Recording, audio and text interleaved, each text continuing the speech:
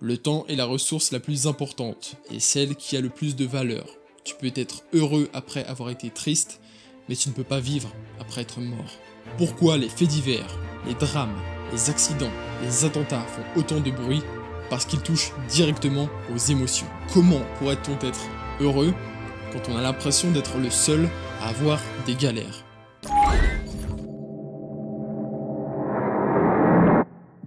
Bienvenue les bâtisseurs, j'espère que vous allez bien.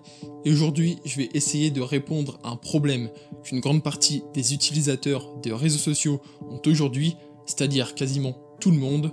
C'est le fait de ressentir une forme d'infériorité par rapport à la vie des autres. Vous avez peut-être l'impression que les influenceurs ont une vie géniale, pleine de rebondissements et sans problème. Et je vous comprends. Comment pourrait-on être heureux quand on a l'impression d'être le seul à avoir des galères? Et ça, j'ai envie de dire, c'est le côté trompeur. J'ai même envie de dire, c'est le côté cancer des réseaux sociaux. Mais sache une seule chose, si tu es ici aujourd'hui, c'est déjà une très bonne chose. Tu t'es rendu compte qu'il y avait un problème. Et ça, je peux te dire aussi que la majorité du monde, quasiment 100% du monde, ne se rend pas compte aujourd'hui du problème qu'impose le fait d'être constamment agglutiné sur un réseau social. Le vrai problème, c'est l'absence d'ennui. Les gens ne s'ennuient plus aujourd'hui, ce qui fait qu'ils ne peuvent jamais se remettre en question. Tu vois 1% de la vie des gens sur les réseaux sociaux et t'as l'impression que ça correspond à leur vie entière. Tu vois constamment des sensations fortes, on peut dire ça comme ça, mais tu vois jamais leur vraie galère. Je dis bien leur vraie galère, l'ennui. Parce que là tu vas me dire, ouais mais non, c'est pas vrai. Sur les réseaux sociaux, les influenceurs, ils ne montrent pas que leurs aspects positifs de leur vie. Ils montrent aussi quand ils ont des galères, des problèmes, etc. C'est pas un aspect positif aux yeux de celui qui publie, mais ça donne un aspect positif à celui qui visionne. Je m'explique. En gros, lui, sans s'en rendre compte forcément, il montre un moment d'action de haute intensité dans sa vie. Pourquoi les faits divers, les drames, les accidents, les attentats font autant de bruit? Parce qu'ils touchent directement aux émotions.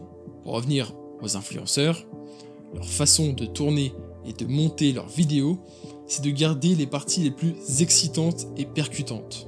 C'est ce qui cartonne le plus. Les vidéos virales sont en général des vidéos critiques, tristes, mais surtout à haute intensité émotionnelle. Et le voilà le hic. C'est qu'aux yeux du viewer, eh bien, il observe constamment des moments de vie à haute intensité émotionnelle. Ce que lui ne ressent qu'à 1% dans sa journée, il voit une succession de situations où des personnes montrent les 1% les plus émotionnels de leur journée. Ce qui crée au global une sensation de mal-être pour celui qui regarde. Il voit 100% d'émotions dans la vie des autres. Pourquoi? Parce que chaque humain vit pour vivre des émotions. Donc en regardant constamment cette merde que sont les réseaux sociaux, eh bien il devient négatif en se disant qu'il a une vie ennuyante. Pourtant, tout le monde vit une vie ennuyante. Rappelle-toi d'une seule chose. La vie d'un homme est à 99% du temps ennuyante, ou on peut dire aussi banale. Et heureusement que tu t'ennuies. Sinon tu ne pourrais jamais te remettre en question. Il faut se remettre en question tous les jours. Tous les jours. Ne sois pas triste quand tu t'ennuies. Profites-en pour te rappeler de la chance que tu as de vivre. Et surtout, de pouvoir y réfléchir. Et maintenant que tu le sais, je te promets que ça ne te pèsera plus sur l'esprit. Le temps est la ressource la plus importante et celle qui a le plus de valeur. Tu peux être heureux après avoir été triste, mais tu ne peux pas vivre après être mort. Voilà, j'espère que cette vidéo t'aura impacté émotionnellement. Et sache que moi aussi, je suis comme chaque humain, la banalité et l'ennui occupent une grande majorité de mes journées. Mais bon, si on se pose la question 2 minutes, est-ce que vivre constamment des moments exceptionnels ne ferait que rendre tout à fait banal ces moments au fur et à mesure? Je te laisse méditer là-dessus, tu peux écrire ce que tu ressens maintenant dans les commentaires. Moi en tout cas je te souhaite une très bonne journée ou une très bonne soirée.